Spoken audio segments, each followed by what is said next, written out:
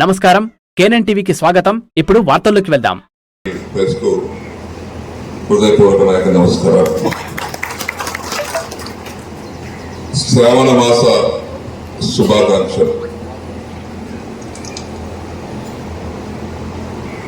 ఈనాడు ఈ ముఖ్య ఉద్దేశం, ఈ సమావేశం యొక్క ముఖ్య ఉద్దేశం ఏదో ఆషామాషి కాదు. ఈ గ్రామానికి, రైతుల గారి గ్రామానికి ఉన్నటువంటి చిన్న సమస్య అయినా అది అన్ని వైపు నుంచి కొన్ని క్లిష్టమైన సమస్యలు ఉండేది. ఆ సమస్య పరిష్కారం కోసం ఊరొక్కరిది పేరొక్కరిది అన్నట్టుగా పేరు రైతునగర్, గ్రామ పంచాయతీ కొల్లూరు, పేరు రైతునగరం, గ్రామ పంచాయతీ అన్నారు. ఈ ముక్క ఇటు, ఆ ముక్క అటు. ఏ అధికార కార్యక్రమం జరిగినా లేకపోతే ఏదన్నా మాట్లాడాలనుకున్నా సమైక్యంగా మూకుమ్మడిగా అందరూ కూర్చుని మాట్లాడేటువంటి పరిస్థితి ఉండేది కాదు. కొంతమంది అటు పోవాలి, కొంతమంది ఇటు పోవాలి. ఈ సమస్యను నేను స్పీకర్ గా ఉన్నప్పుడు నాగేశ్వరరావు గారితో పాటు గ్రామ పెద్దలందరూ వచ్చి సార్ కొల్లూరు గ్రామ పంచాయతీ అనే పిలువబడేటువంటి రైతునగర్ ముక్కను మా రైతునగర్ గ్రామ పంచాయతీలో కలిపినట్లయితే ఆ ప్రజల సమస్యలు మేము పట్టించుకోవడానికి అవకాశం ఉంటుంది. నీళ్లు కావాలన్నా, కరెంటు కావాలన్నా, రోడ్డు కావాలన్నా, డ్రైనేజ్ కావాలన్నా వారు కొల్లూరుకు దూరంగా ఉన్నారు కాబట్టి కొల్లూరు వారి యొక్క శ్రద్ధ అంతగా కనబడతలేదు. వారు వచ్చి మాకు అడుగుతున్నారు, మా గ్రామానికి మీరు న్యాయం చేయాలని అడుగుతున్నారు. కాబట్టి ఆ కొల్లూరు గ్రామ పంచాయతీలో ఉన్నటువంటి రైతునగర్ అని పిలువబడే ముక్కను మా రైతునగర్ గ్రామ పంచాయతీ కలిపితే అన్ని విధాలుగా బాగుంటుందని నాగేశ్వరరావు గారితో పాటు గ్రామ పెద్దలందరూ నాకు చెప్పడం జరిగింది. సమస్య చాలా చిన్నదే, కానీ జటిలమైనటువంటి సమస్య. ఈ రెవెన్యూ సంబంధించినటువంటి వ్యవహారం ఉంటుంది. ఇందులో గ్రామ పంచాయతీ మారడమే కాకుండా రెవెన్యూ రికార్డు మార్చాల్సి వస్తుంది. ఆ రికార్డు మార్పిడి జరగాలి, ఏరియా మార్పిడి జరగాలి, సరిహద్దులు మార్పిడి జరగాలి. దాన్ని దృష్టిలో పెట్టుకుని మీరు అడిగిన తర్వాత నేను కలెక్టర్ గారు రాయడం, కలెక్టర్ గారు గవర్నమెంట్ రాయడం, గవర్నమెంట్ వారు పరిశీలించడం, ఆఖరికి వచ్చినటువంటి సమస్య ఎక్కడ మిగిలిపోయిందంటే ఇటీవల కాలంలో గ్రామ పంచాయతీలు కొత్తగా విడదీయాలన్నా, ఒక గ్రామ పంచాయతీ నుంచి ఒక గ్రామాన్ని కొత్తగా విడదీయాలన్నా, ఇలాంటి రెవెన్యూ సరిహద్దులను మార్చాలన్నా ఇదివరకు సంబంధిత మంత్రి గారికి అధికారం ఉండేది. సంబంధిత అధికారి మంత్రి గారు చేసేవారు. దాని తర్వాత అధికారం మంత్రి గారి దగ్గర తీసేసి ముఖ్యమంత్రి గారి దగ్గర పోయింది. ముఖ్యమంత్రి గారు లేచేది. అయితే ఈ రకరకాల ఒత్తిళ్లు వస్తున్నాయి, గ్రామ పంచాయతీలు విడదీయడానికి రకరకాల కోరికలు వస్తున్నాయి. ఈ తట్టుకోలేకపోతున్నాం అనే ఉద్దేశంతో ఈ అధికారం తీసుకుపోయి శాసనసభకు అప్పచెప్పారు. అసెంబ్లీలో బిల్లు పాస్ అయితేనే ఆ చట్ట రూపంలో ఈ బుక్ వస్తుంది.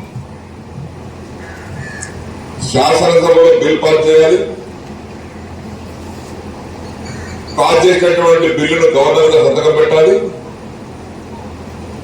అప్పుడే దీని చట్టరీతిగా దీని విలువ వస్తుంది.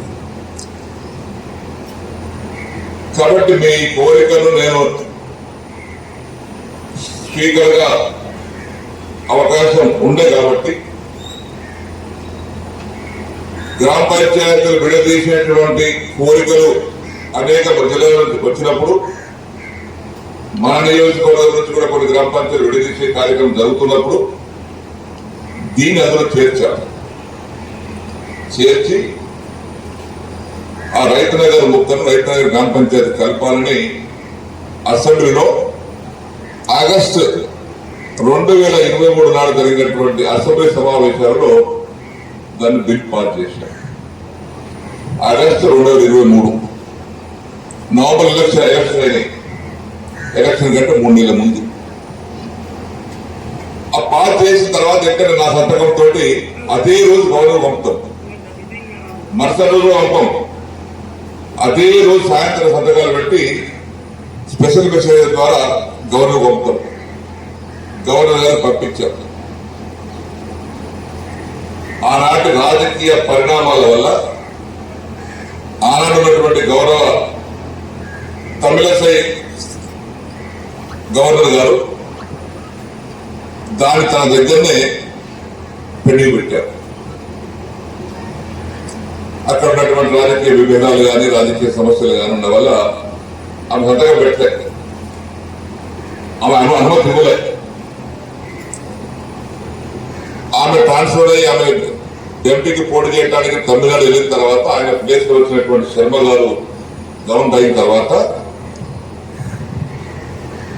6th జూలై సంతకం పెట్టాడు. చప్పలు కొడతలేదు, మీకు అర్థమై కొడతలేదా, అర్థం నాకు కొడతలేదు కదా. 6th జూలై నాడు సంతకం పెట్టారు. ఇదేంటి ఆగస్టు 18వ తారీఖు 6th జూలై నాడు కొత్తగా సంతకం పెడితే నోటిఫికేషన్ 15th జూలైకి వచ్చింది. పాస్ అయింది ఎప్పుడు? ఆగస్టు 2023 గవర్నర్ సంతకం పెట్టింది మొన్న జూలై 6. జూలై అయిన తర్వాత దాని వల్ల లా డిపార్ట్మెంట్ పోతుంది, లా డిపార్ట్మెంట్ నుంచి మన పంచాయతీరాజ్కి వస్తుంది, పంచాయతీ డిపార్ట్మెంట్ వాళ్ళు జీవో ఇస్తారు, గది నోటిఫికేషన్ ఇచ్చి జూలై 15 ఇచ్చారు. ఇది జరిగినటువంటి పరిణామం. మీ అందరికీ మీరు అడిగినటువంటి చిన్న కోరికైనా మీ శివవిలాసగా నా బాధ్యత గుర్తించి ఈ కార్యక్రమాన్ని విజయవంతంగా మీకు అప్పచెప్పినందుకు మీ అందరికి పేరు పేరున హృదయపూర్వకమైనటువంటి శుభాకాంక్షలు అభినందించగలుగుతున్నాను. అయిపోయింది, కోరిక అయిపోయింది. కొంతమంది తెలుసు తెలియకనో, కొంతమంది బుద్ధి వక్రంగా ఉంటుంది, కొంతమంది పుట్టుకతో వచ్చినటువంటి బుద్ధి మళ్ళా కట్టలేక కూడా పోతుంది. నిన్న వచ్చింది, మొన్న వచ్చింది, ఎందుకు ఇవన్నీ? వాస్తవాలు ఉన్నాయి ఇక్కడ. ఆయన తెచ్చిండు, ఈయన తెచ్చిండు.